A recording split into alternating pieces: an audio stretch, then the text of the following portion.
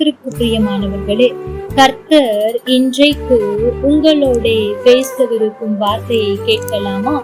ஆதியாகமம் 43 அதிகாரம் 14 வசனம். சர்வ வல்லமையுள்ள தேவன் அவன் சமூகத்தில் உங்களுக்கு இரக்கம் கிடைக்க பண்ணுவாராக. தேவஜனமே, இந்த வார்த்தை யாக்கோபு தன் பிள்ளைகளிடத்தில் சொல்லுகிற வார்த்தை தான் இது. தன்னுடைய தேசத்தில் பஞ்சம் அதிகமாய் இருப்பதை அறிந்த யாக்கோபு தன் பிள்ளைகளை தானியம் கொள்ளும்படி எகிப்து தேசத்துக்கு அனுப்புகிறான். அங்கே தானியத்தை பங்கிட்டவன் யோசேப்பு.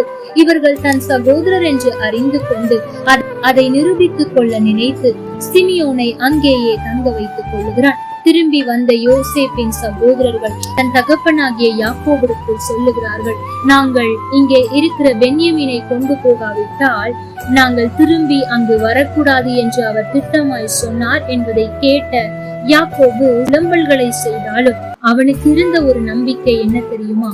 பரவாயில்லை, பென்யமீனை கொண்டு போங்கள், ஏனென்றால் சர்வ வல்லமையுள்ள தேவன் யோசேப்பின் சமூகத்தில் உங்களுக்கு இரக்கம் கிடைக்க பண்ணுவார் என்று சொல்லிவிட்டார். அவர் சொன்னது போல இரக்கம் கிடைத்ததா என்றால் இவர்கள் சென்ற உடனே இரக்கம் கிடைக்கவில்லை.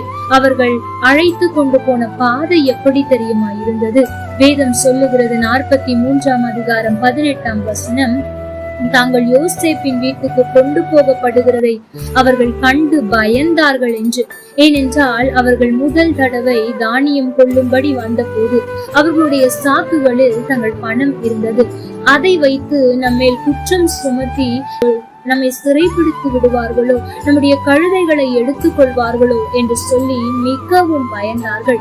தேவஜனமே, அதாவது புரியும் வகையில் சொல்ல வேண்டும் என்றால் யாக்கோபு சொன்ன வார்த்தைக்கும் இவர்கள் கடந்து வந்த பாதைக்கும் சம்பந்தமே இல்லை. ஏனென்றால் யாக்கோபு உங்களுக்கு கிருபை உண்டாகும், ஆண்டவர் உங்களுக்கு இரக்கம் கிடைக்க பண்ணுவார் என்று சொல்லி அனுப்புகிறார்.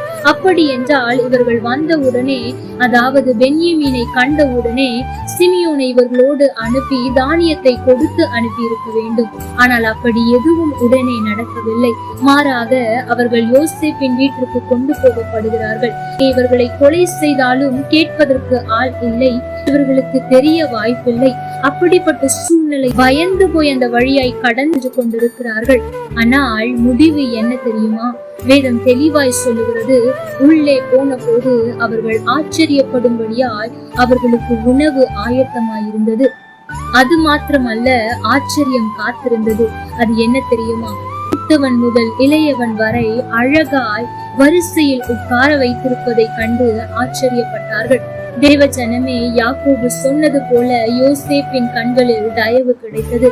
இன்றைக்கும் சர்வ வல்லமையுள்ள தேவன் உங்களோடு கூட இருக்கிறபடியினால் நீங்கள் போகிற இடத்தில் உங்களுக்கு இரக்கத்தை கட்டளையிடுவார். ஒருவேளை நீங்கள் கடந்து போகும் போது பயமுறுத்துகிற காரியமாய் இருக்கலாம்.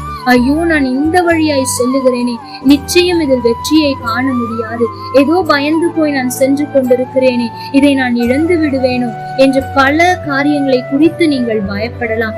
ஆனால் முடிவு ஆச்சரியமாய் இருக்கும். முடிவு யாக்கோபு எப்படி அன்றைக்கு தன்னுடைய குமாரர்களிடத்தில் தயவு கிடைக்கும், இரக்கம் கிடைக்கும் என்று சொன்னது போல் இரக்கம் கிடைத்ததோ, இன்றைக்கும் ஆண்டவர் உங்களுக்கு சொல்லி அனுப்புகிறார்.